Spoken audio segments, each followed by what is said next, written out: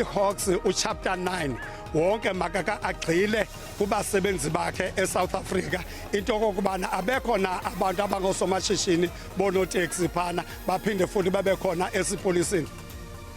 Umphathi wezamapolisa umnumzana Bhekicele namanye amagosa karhulumente batyelela ingingqi yaseSajonisi ethoxoza izixholo-xholo zoonoteksi nesezisube imiphefumlo yabantu abathandathu. Abahlali kumandla ePitoli bathi kuqalisele ukwebiwa kweentambo zombane kwiindawo zabo nokukhokelela ekubeni ungabikho umbane konakale nezakhiwo zophuhliso ezingundoqo. Kwezemidlalo Bafana ingenile kuluhlu lwamaqela ali-16 kwitumente ye-AFCON ebanjelwe e-Ivory Coast.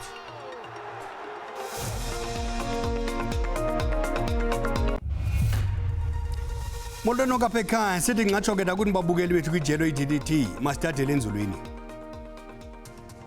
Umphathi wezamapolisa umnumzana Bhekicele wezothutho unkosikazi Sindisiwe Chikunga kunye nenkulubaphathiswa yaseMpuma Koloni umnumzana Oscar Mabuyane batyelela ingingqi yaseSajonisi ethoxoza izixholo-xholo zoonoteksi nesezisube imiphefumlo yabantu abathandathu. Intatheli yethu Nkululeko Umfo Kanyembezi isiqulunqele ngxelo ilapho iSajonisi.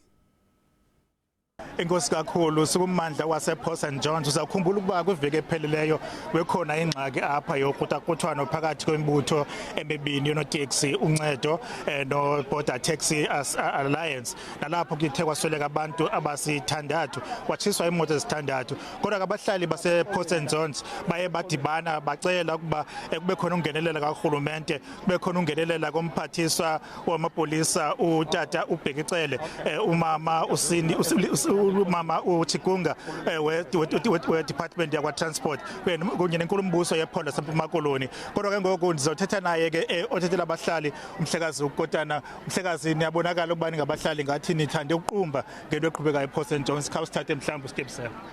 Yazi msasazi ndibulisa abaphulaphuli base-South Africa kule nto yameko yaseSajonisi yohlaselo ibhizinesi uhlaselwa abahlali isiqumbise kakhulu loo nto msasazi yiyo le ndaba sibize uBhekicele uba azosinika indlebe asixelele uba kwenzeke ntoni into yoba ii-cases zingayovela ecourt phinde kukhululwa abantu msasazi asithathe through going forward kodwa sithi mababuyele ejele aba bantu siqinisekise into yokubana umthetho uyalandelwa msasazi. Kukho abantu abakhalazela ukuba mhlambe kukho amapolisa atyholwa ngokuba ayinxalenye yeteksi so makutshintshwe amapolisa asesikisiki nalapha ePort St Johns. Sithi msasazo kweso sigaba iHawks uchapter 9 wonke makaka agxile kubasebenzi bakhe eSouth Africa into kokubana abekho na abantu abangosomashishini bonoteksi phana baphinde futhi babe khona esipolisini loo nto izokwenza i-conflict of interest sithi loo nto maka-investigatwe then sifumane i-findings. Sibile kakhulu ke umhlekazi uKotana uthela ke business forum nabahlali uzakhumbula ukuba ke namhlanje umphathiswa wamapolisa uBhekicele umphathiswa wezothutho badibene phano nenkulumbuso yesiphondo laseMpuma Koloni aba bantu babona apha emveni kwami bonke ulinde babangene kula holo nalapho bazova uba mhlawumbe ngakube umphathiswa uBhekicele uthini namhlanje kwizinyanzeliso zabo abazenzayo abahlali njengoba sithi baphila impilo yentshontsho kumandla wasePort St Johns bafuna isombululo mandibile kwe-studio. Abahlali kumandla ePitoli bathi kuqatsele koboka kweentambo zombane kwiindawo zabo nokukhokelela ekubeni ungabikho umbane konakale nezakhiwo zophuhliso ezingundoqo. Isiganeko sakutshanje amasela abanjwe ehlubula isikhululo sase-Amanda Serg kutyholwa ngokuba isiqhu sabantu ebebesisifu ngumsindo sihlatsele de kwasweleka indoda etyholwa ngokuba lidudu.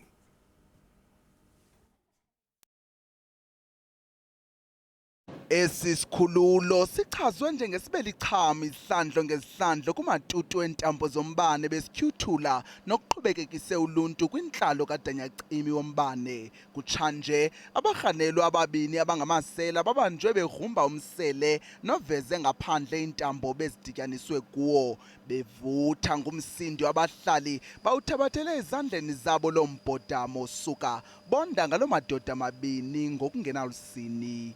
Omnye uhlanzelwe liselwa logama omnye entlithu ezintlungu wasiwa esibhedlele ukufumana unyango. Abanye babahlali boyika ukubeka ubomi babo emngciphekweni nanjengoko inkokheli yesehlo isaziwa ukanti omnye umhlali ongazichazanga uvakalise ngelithi bekukudala behlutshwa ngokuhlutyulelwa intambo zombane.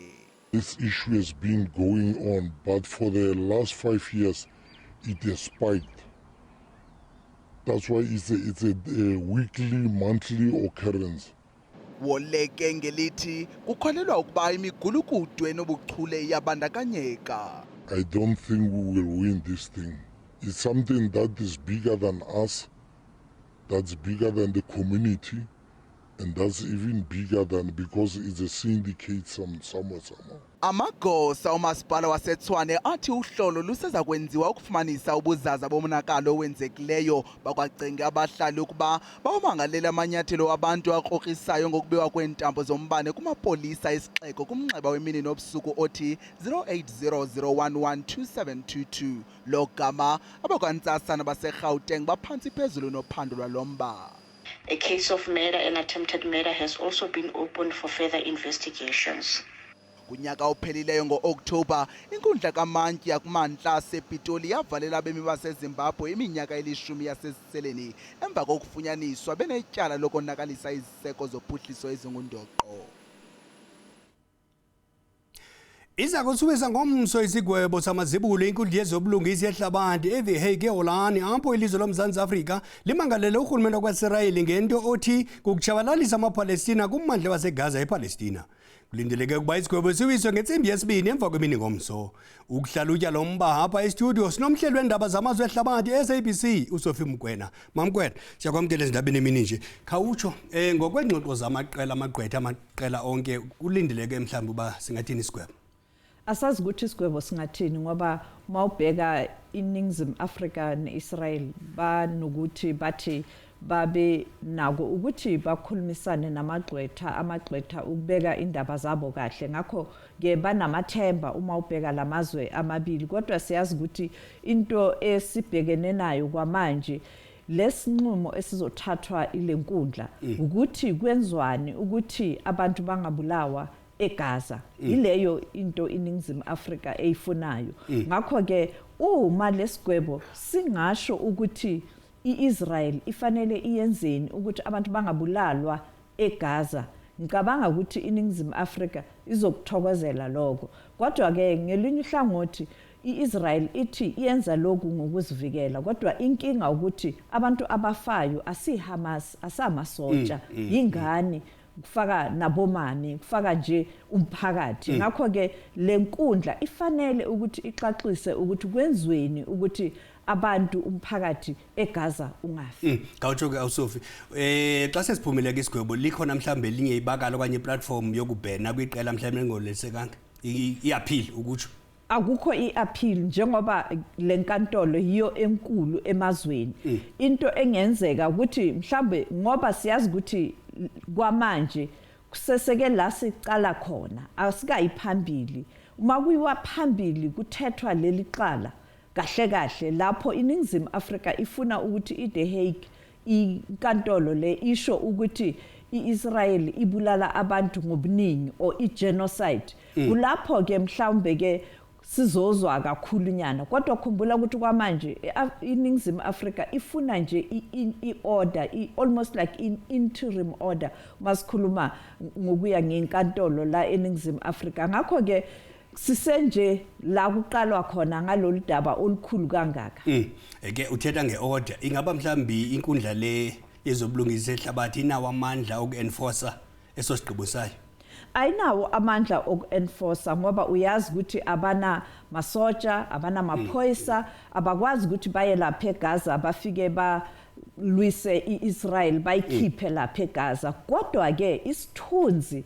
seIsrael sizoba sibi kakhulu uma inkantolo ingasho ukuthi sivumelana neNingizimu Afrika ngazo zonke izinto ezibekile lapha ngakho ke lapha isithunzi sezwe nabangani bazo uyazi ke ukuthi iIsrael inabangani ngakho ke uma isithunzi seIsrael singaba sibi ukuya ngesigqibo saleli amagqwetha walenkantolo kuzoba kubi kakhulu kuIsrael kanye kule ndawo uthetha ngayo yabangani bakaIsrael ingaba mhlawumbe abanye abantu bathi uMzantsi Afrika mhlawumbe uzibizela ingxaki ngalento ingaba mhlawumbe amazwe avana no-Israel njengemelika awanawuthatha amanyathelo mhlawumbi to withdraw izinto ezinjenge-investment eSouth Africa? Abantu abasho njalo abangani be-Israel kodwa uma ubheka ngala kusetshenzwa ngakhona emazweni sine umhlangano obizwa ukuthi umhlangano wamazwe i-United Nations.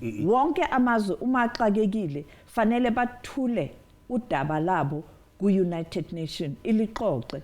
I-Security Council okuyikomiti elibhekana nezimbandezelo esinazo emhlabeni uma kakhulu kuliwa amazwe fanele ithathe isigqibo ihlulekile kube nemihlangano eminingi ye-Security Council abazange bavumelane manje uma ubheka i-UN ifuthi ine lenkantolo ke yiyo efanele ixazulule inkinga uma amazwe angavumelananga ku-Security Council manje iNingizimu Afrika ilandela indlela yomthetho kunokuthi bathathe ikhali bahambe banikeze iPalestina noma banikeze iHamas ukuthi ilwe neIsrael bathathe indlela yomthetho ukuxazulula inkinga ekhona emhlabeni ngakho ke labo abaseka iNingizimu Afrika nabanye abantu abazimele bayayinqoma iNingizimu Afrika ngokuthi kunokuthi kuliwe uyazi ukuthi uma ngumngani wakho ngalwa nawe kodwa angilwe nawe ukukuseka silwisa isitha ngiyanihlukanisa ukuthi ningalwi ngisebenzisa umthetho ngakho ke imibuzo efanele ibuzwe labantu ukuthi akulunganga yini ukuthi abantu basebenzise umthetho kunokuthi balwe noma bamoshe manje iNingizimu Afrika noma ihambe kahle noma ingahambanga kabi lendlela yokuya ku The Hague ivumelwe umthetho we-United Nations particularly kulamazwe ayingxenye ye-United Nations. Masithi mhlawumbe uMzantsi Afrika uyaphumelela ingathela ukuthini lonto leyo kwi-foreign policy yoMzantsi Afrika ingalibeka phelizwe eAfrika nakwihlabathi jikelele. Ngikhuluma nawe nje sikhuluma iNingizimu Afrika bengibukele abanye bezindaba mhlaba wonke obunye nomunye umuntu ubhekane nale kusasa ukuthi The Hague kuzenzakalani kukhulunywa ngeNingizimu Afrika ngakho ke iNingizimu Afrika isezidlakalaleni lapha abantu bayibhekile abanye bathi hayi le lizwe lincane kodwa le lizwe lilwela amalungelo hayi wabantu baseNingizimu Afrika kuphela but umhlaba jikelele ngoba inkinga lapha ukuthi umongameli oke waba khona osowashiya uNelson Mandela uyakhumbula ukuthi ngalesikhathi iAmerica neBritain zihlasela iIraq wakhuluma ukuthi ayilunganga lento enjalo umongameli oke waba khona uThabo Mbeki uyazi ukuthi ubehamba amazwe amaningi eAfrika azama ukuhlanganisa abantu abalwayo namanje usayenza lo msebenzi lesikhathi kubulelenwe eRwanda ngo1994 ngaleso sikhathi silungisela ukhetho uKhongolose uyazisola ukuthi ngalesikhathi babatshela ukuthi hey ngathi abantu bazofa lapha eRwanda sizani khulumani nombuso waseNingizimu Afrika ungalethi izikhali eRwanda ngenxa yokuthi nabo bebebhekene nokhetho abazange basukume babheke lo daba bebengekho embusweni kwafa abantu abayi1 million ngakho ke umbuso weNingizimu Afrika uthi angeke uphinde uyenza lelo phutha lokuthi uthule ubukele uma kungathi igenocide iyenzeka kwamanye amazwe ngoba naseNingizimu Afrika uyazi kwafa abantu abaningi kangakanani balwela inkululeko balwela umhlaba baqindezelilwe manje amaPalestina nawo anenkinga le esike sabanayo kakhulukhulu umuzi onsundu Chochubeko Asofi Sibamba ngazo zozibini ke kumamkwena lo ngumhlelo wendaba zamazwe omhlaba eSABC uSofu Mkwena masibe vekile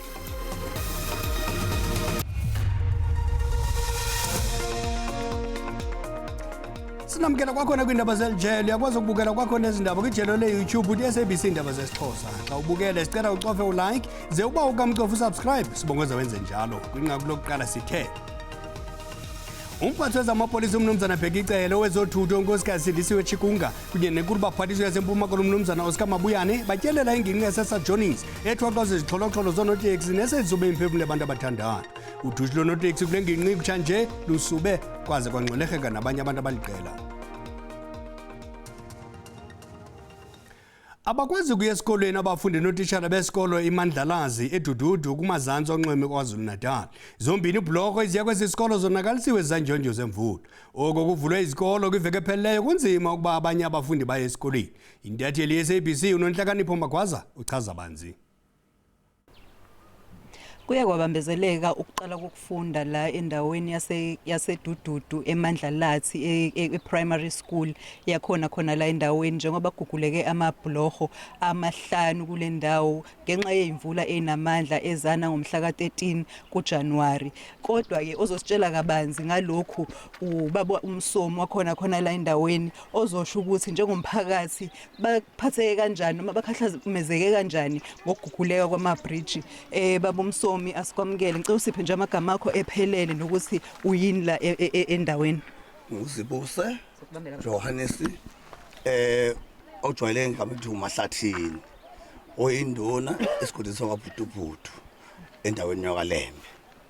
Baba ngiyezwa ukuthi izingane zizacala izolo ukuthi zihambe zesikoleni mhlambe zihamba kanjani nanokuthi othisha ke bona bahamba kanjani umphakathi nje wona uyisima kanjani.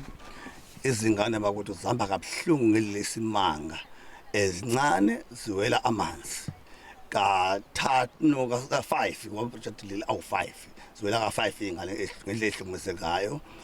Othisha nabo bahamba kabuhlungu imoto bazishiya emzini yabantu bawela amanzi bakhumula icathulo.